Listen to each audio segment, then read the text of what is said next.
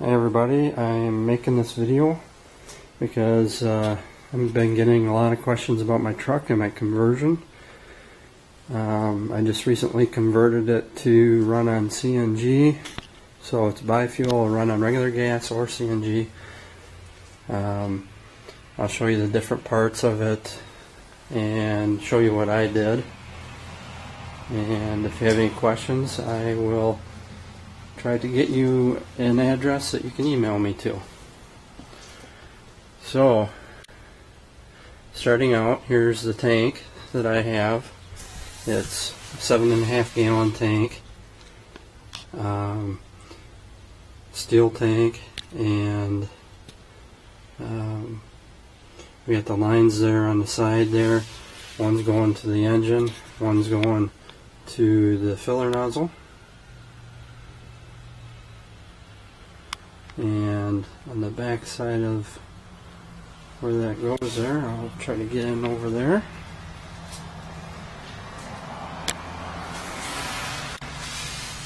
We've got the blue shutoff knob there.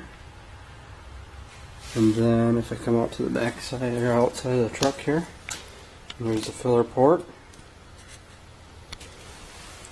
I'll just take the dust cap off, and that's where you fuel up at. And just give you a little background, this is a Ford F150, 1998, with a 4.6 engine, 5-speed manual, and does not get very good gas mileage, but if I wanted a truck and be able to keep it and afford gas, I had to look at doing something like this, a conversion. So I thought, well, I'll give it a shot. Cost me, with the tank and everything else except for labor, a little over $2,000. And research, everything else probably took me 6 months worth of research just to make sure I was going down the right path and everything, and it is up and running at the moment, so I can't be happier.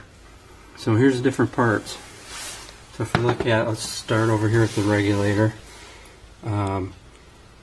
We've got on the back side, if I move around here, you can see where the fuel line is coming in and the gauge. We got the hose that runs over to the stepper motor here, and then the stepper motor runs over to this item here, that the casing around it I just fabricated. It holds the mixer, and that's where the gas comes in and is mixed in to be burnt. On the regulator here, down here is your idle adjustment, and when the gas comes in, it's decompressed, brought to here. The stepper motor goes up and down to release the proper mixture and sends it on to the mixer itself. So if I move over here, I've got my controller tucked away down in here. And I've got the hookup for the computer interface. And for this particular one, it calls for splicing into the primary wire for the fuel injectors, which, if you can see on my truck, tracing it back behind the engine is pretty much impossible. So I didn't feel like dropping the tranny or the engine. So what I did is I spliced it into all 8 fuel injectors and then wired it up, and then I had a harness that I made, and I kind of get around the issue that way. So that's what I did for the fuel injectors. We've got a couple different things here. We got a wire coming in to this sensor here, and then on this side we've got another wire. I've got it hidden comes down back in here and connects to the tack wire so that it can tell that it's running. This sensor that I just pointed out was the throttle position sensor, and I'm probably forgetting several things as I go here, but maybe people will ask and then I can follow up with that. One of the things you have to do is you have to tap into the O2 sensor.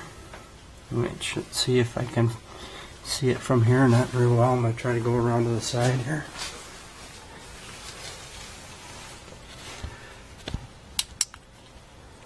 And right back.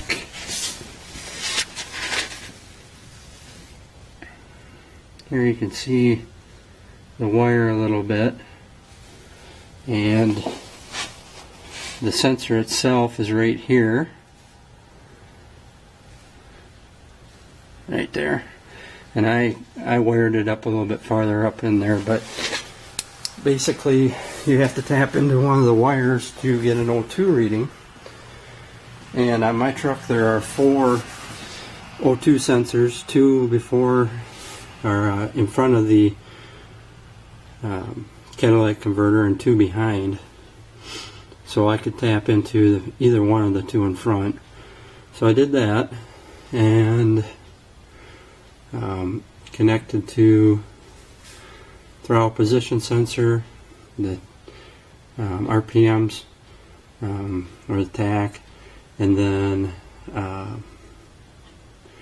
spliced into all the fuel injectors because I couldn't get to the primary wire, and I'm